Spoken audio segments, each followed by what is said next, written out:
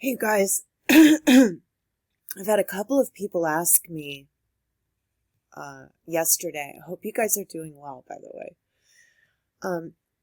I found also a document that was released.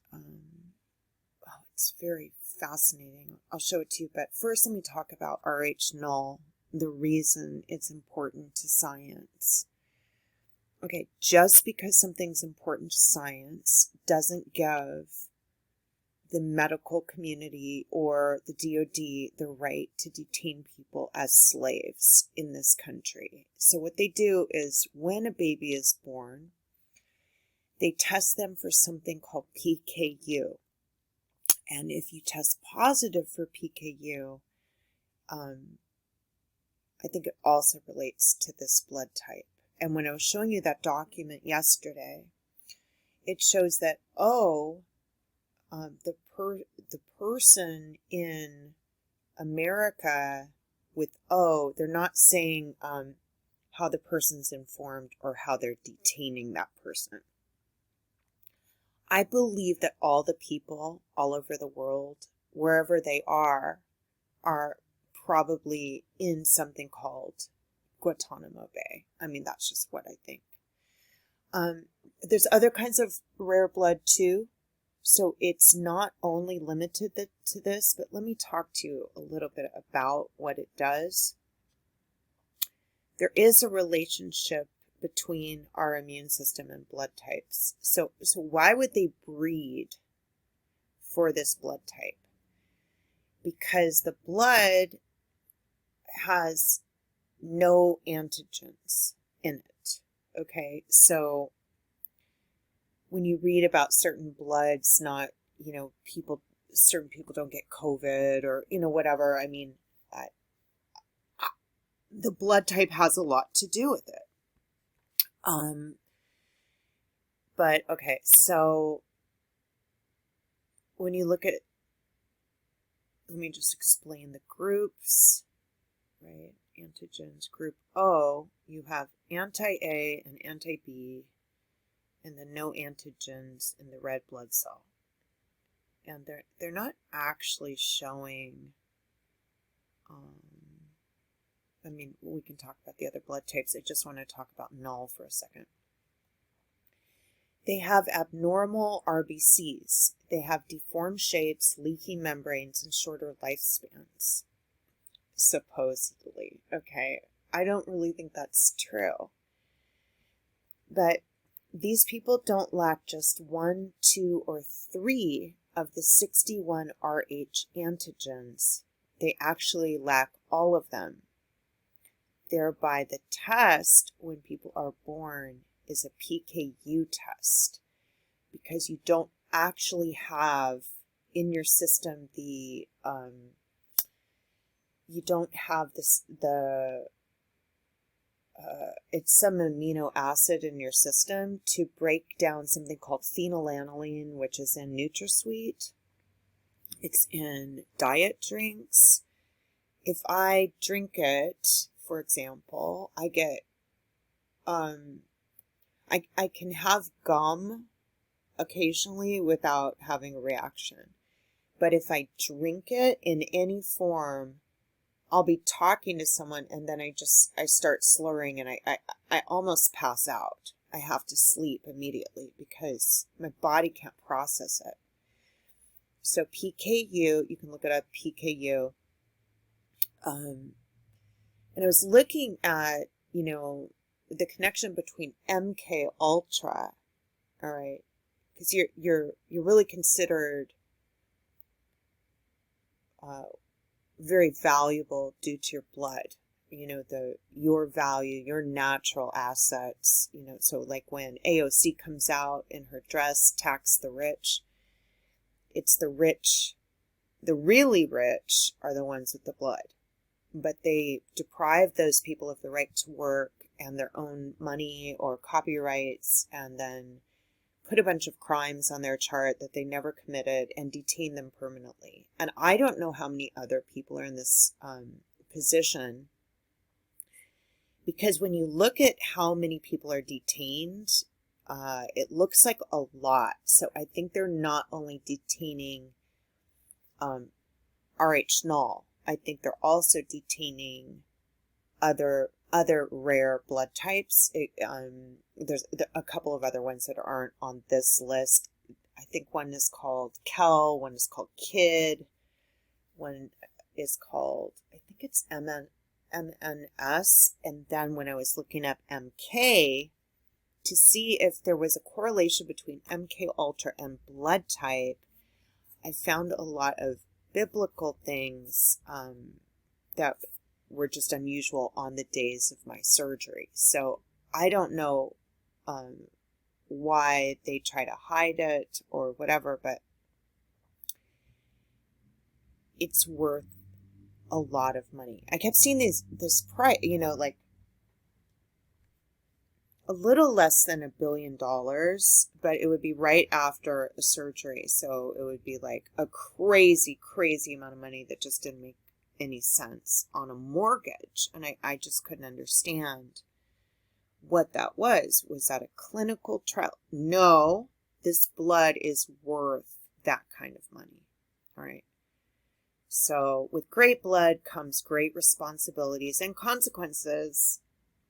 All right. The consequence is that the U.S. government has devised an international plan with other governments to capture the people with this blood type. That is what I believe.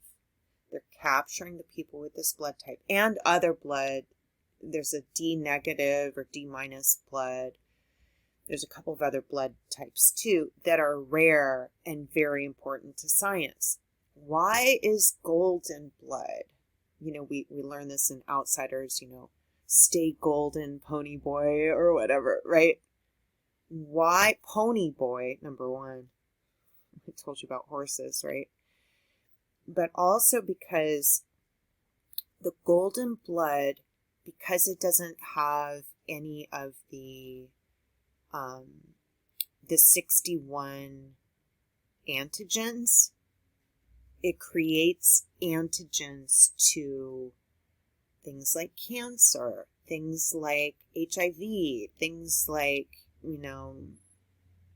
maybe not necessarily an ordinary cold, but, just very kind of strange diseases. So they said that one of, right near the time that I was injured in, at Lasky Clinic, they said that they had one of the donors, they said donor. I mean, we're not donors.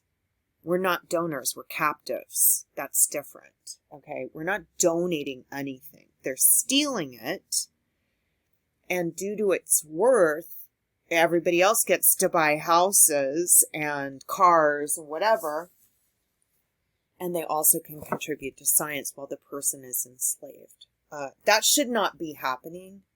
I couldn't really figure out, like, was this IVF? Yeah, they do it under IVF because they're taking the ability of the person due to the worth of the offspring that might also have that blood. I don't know if all of the offspring of Rh-null has that blood or not, but so it has universal life-saving blood for the Rh blood type system, especially if they have ABO and type O. The article follows the story of an individual with golden blood and how it was used to save a life across the world. It's very, it's not only when people with Rh negative need a transfusion or are in the Rh group need a transfusion. The blood is for anyone in the Rh group, right? But it also, the other scientific possibilities around the blood have to do with creating vaccines, creating things that fight cancer, creating things that, because I was wondering, like, after they hurt me at Lasky Clinic, why my sister was on the internet, saying, oh, congratulations, we're closer to a cure. A cure for what? I don't know. But that's why I believe that people are detained, because the International Committee of the Red Cross is the only ones allowed to visit these detainees, and that just, I can't have it make any other sense. And they call it humanitarian aid by stealing blood products and organs from these people, and then they deprive them all health care, which they don't have the right to work or whatever, because they're brought into other countries. So I don't know if, say, Gitmo, which I believe to be a jurisdictional fiction, it's called Uncharted Territory, which is the human body, right? Uncharted. It's not charted. So are these people being detained in, say, England, or do they find a donor in America and transport them to England so they would have no legal standing to fight the abuses and the tortures that go on? And they're doing it to get the people, whether through domestic violence or, to seek medical care, so that when they seek the medical care, they drug them and then seize their blood and organs, okay?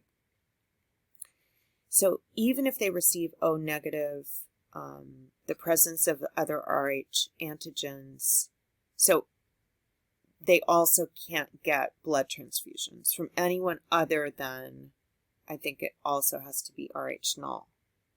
So, you can look at some of this, but I want to show you one other thing right now. This isn't exactly the one, but I just wanted to show you something. Multiple political and extremist challenges to repatriating. They're saying all these people are terrorists, but they're not. Transnational former Gitmo detainee terrorism. Transnational? Come on. I don't think they're definitely not in Cuba, because I found this document that shows these assaults that are happening to the detainees are going through, say, San Diego, or Camp Pendleton, or, whatever. They're going through different, or Rand is DOD. So hang on. Okay, I don't know when this got released. It says evaluation report, secret, and detainee abuse, and then it says U. So they're giving them a U immigration status, which I think means use, right? And in this document, it tells a lot of scary things. Okay, we call it right here on a female detainee, and they're saying these abuses are without question criminal. But you guys know what happened to me, and I went to the police repeatedly for, stress and physical training. They call it exercise when they put restraint systems in somebody. Nakedness and humiliation, carried over into physical. No, they're just after I really believe they're after the value of the worth of the blood. Intentional violent.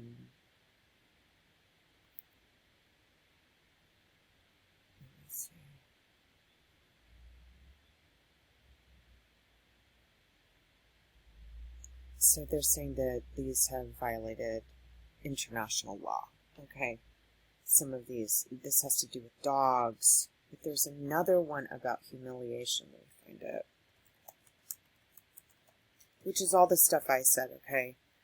According to our investigation, interrogators clearly understood that abusive practices and techniques such as physical assault, humiliation, terrorizing detainees with unmuzzled dogs, or threats of torture or death, which happens to me all of the time, were at all times prohibited, regardless of whether the interrogators were aware of the latest policy or not, right? So humiliation is used in here, and then there's also a bunch of, okay, so it's the government doing it. It's the government. And then they're claiming abuses include acts causing bodily harm using unlawful force, as well as